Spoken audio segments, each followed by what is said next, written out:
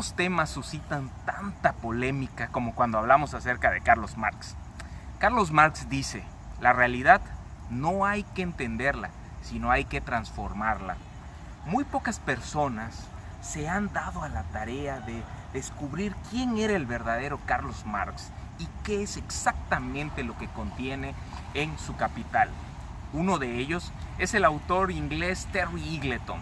Terry Eagleton, en su libro ¿Por qué Marx tenía razón?, empieza a descubrir cada una de las páginas de uno de los personajes que ha sido más caricaturizado a lo largo de la historia. Cuando hablamos acerca del socialismo, cuando hablamos acerca del comunismo, nos referimos a todas esas imágenes con aquellas personas de los trajes a rayas y tener una casita y tener un carrito muy modesto, sin aspiraciones personales. Pero ¿es eso acaso lo que quiere decir Carlos Marx cuando habla sobre los medios de producción? Sin duda que Carlos Marx era mucho más allá y es el personaje, el talante intelectual más poderoso del siglo XIX. Si Carlos Marx descubre las leyes de la realidad social, cómo se pueden mover, cómo es que logran controlarse los medios de producción, la plusvalía, pero cuáles son las objeciones que se le ponen al socialismo, al comunismo. Uno, que es un determinismo político y un determinismo social. Se dice que todas las personas vamos a vivir igual. Absolutamente equivocado, dice Terry Eagleton. Lo último que quiere Carlos Marx es ese determinismo. Por el contrario, él sugiere que los cambios de la historia son producto de las luchas constantes de clase a través de los distintos modos de producción que se están ejecutando. A saber, el feudalismo era algo que iba a cambiar a lo largo de la historia hacia lo que hoy conocemos como capitalismo, pero era necesaria la activación de los grupos humanos, en especial de la Ilustración, para poder quitar toda esta forma de pensamiento. Y así es como Marx logra decir, el socialismo es la forma en la que vamos a llegar, no como en la manera violenta, que es otro de los puntos que pone Terry Eagleton. La forma violenta. Es cierto que Carlos Marx habla de una forma sangrienta y donde iba a haber una gran revolución.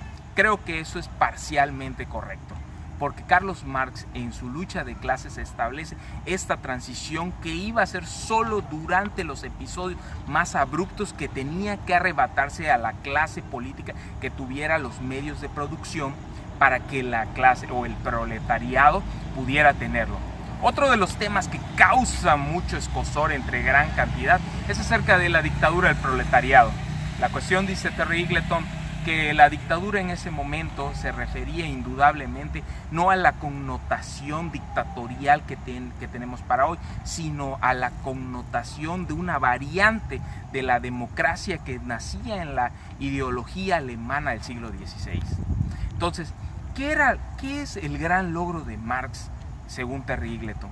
Que él puede reunir en un solo libro los tres grandes logros de la inteligencia humana hasta en ese entonces: la filosofía alemana, la economía inglesa y la poesía y el romanticismo francés.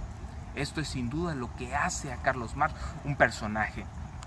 El determinismo, ustedes lo van a poder leer, las contradicciones de clase, acerca de cómo nosotros vamos a enfrentarnos a la dictadura del proletariado, el espacio-tiempo que iba a llegar, o sea, que nosotros íbamos a lograr entender el socialismo, que en algunos casos se está dando de facto, que el marxismo no tiene religión, no tiene espiritualidad, y Terry Eagleton descarta toda esa situación. Entonces, vamos a leer el Por qué Marx tenía razón de Terry Eagleton, una novela que logra despejar muchas dudas, sobre todo para todos aquellos que ponen trabas y objeciones diciendo que el socialismo nos quiere a todos iguales y que el socialismo quiere que todos vivamos de la misma manera, a cada uno según sus responsabilidades, a cada uno según sus necesidades, decía el viejo adagio del proletariado marxista del siglo XIX. Hoy, a 200 años de distancia de Carlos Marx y de las viejas luchas y antagónicas de clase,